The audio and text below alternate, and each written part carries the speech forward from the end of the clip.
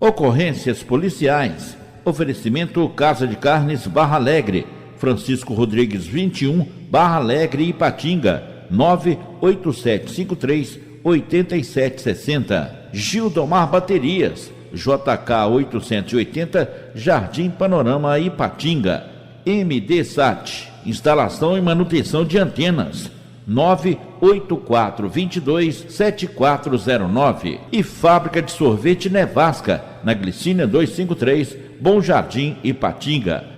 E na tarde de ontem, no trecho da BR-381, próximo ao estádio do Ipatingão, em Ipatinga, ocorreu um acidente de trânsito após um atrito entre um motorista de aplicativo e um caminhoneiro em um caminhão de guincho. Testemunhas relataram à Polícia Militar que, desde as proximidades do bairro Ferroviários, o caminhoneiro vinha jogando o seu automóvel, o seu caminhão, contra os veículos que encontrava pela frente. Por isso, as pessoas já estavam atrás, gravando o condutor. Em determinado momento, ele ultrapassou o Voyage, o automóvel do motorista de aplicativo, pela direita e arrancou o retrovisor do seu carro. O motorista do Voyage o alcançou e tentou parar o caminhoneiro para tratar sobre o acidente, a retirada do seu retrovisor. Entretanto, o caminhoneiro negou-se a parar e acelerou em cima do Voyage, provocando um sério acidente. O automóvel, com placas de Ipatinga, do motorista do aplicativo,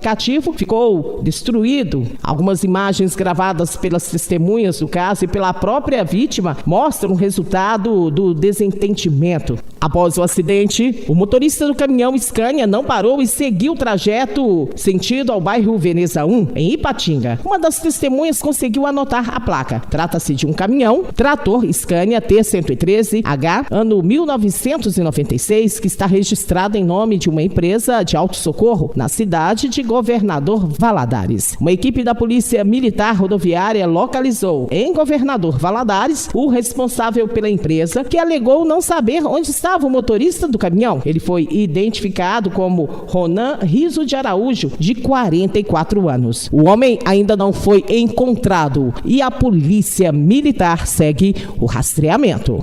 E nesta semana, o Ministério Público de Minas Gerais ofereceu denúncia contra 4 homens pelos crimes de associação criminosa e coação no curso do processo contra autoridades públicas do município de Ipanema e Inhapim. De acordo com informações apuradas no inquérito policial, no ano passado, os 4 denunciados, que haviam sido transferidos do presídio de Ipanema para o de Inhapim, associaram-se para cometer os crimes de homicídio qualificado e coação no curso do processo contra as autoridades, a juíza e o delegado de Ipanema, e contra o diretor do presídio de Inhapim. Os homens, além de planejarem fugir da unidade prisional de Inhapim, programavam atentar contra a vida da juíza e do delegado. De acordo com o promotor de justiça responsável pelo caso, Jonas Júnior Linhares Costa Monteiro, durante o curso das investigações, ficou demonstrado que os denunciados tinham um plano com o propósito de atentar contra a vida das autoridades públicas e praticar ameaças de morte contra elas como forma de intimidação e retaliação às atuações dos agentes estatais ante as elevadas penas impostas em centenas penais condenatórias e a transferência dos denunciados da Associação de Proteção e Assistência aos Condenados de Ipanema, a APAC, para o presídio de Inhapim. Atualmente, 2 dos denunciados estão presos na penitenciária de Três Corações,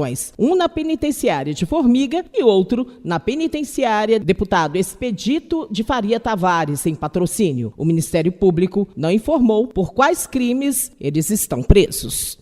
E uma casa pegou fogo ontem pela manhã no bairro Canaãzinho, no município de Ipatinga. O incêndio atingiu uma residência na rua Mar Vermelho, porém sem deixar vítimas. O fogo, que começou por volta das 10h40 da manhã, foi controlado até as 11h35 e rapidamente foi debelado por terceiros antes da chegada do Corpo de Bombeiros Militar, que foram acionados via emergência ao local. Segundo o Corpo de Bombeiros, 3 pessoas estavam estavam dormindo no imóvel quando as chamas começaram. Os focos de incêndio estavam principalmente em um dos quartos da residência. De acordo com os relatos, o incêndio teve início provavelmente devido a um celular que estava sendo carregado, afetando principalmente um quarto da residência. Apesar da situação, o incêndio não comprometeu a estrutura do imóvel, mas resultou na destruição de alguns móveis e documentos pessoais. Os bombeiros, neste caso, chegaram no local, realizaram o isolamento da área e procederam com o desligamento da rede elétrica como medida de precaução. E para garantir que o fogo estivesse completamente extinto, foi montada uma linha direta com 3 lances de mangueiras, utilizando aproximadamente 200 litros de água para o rescaldo.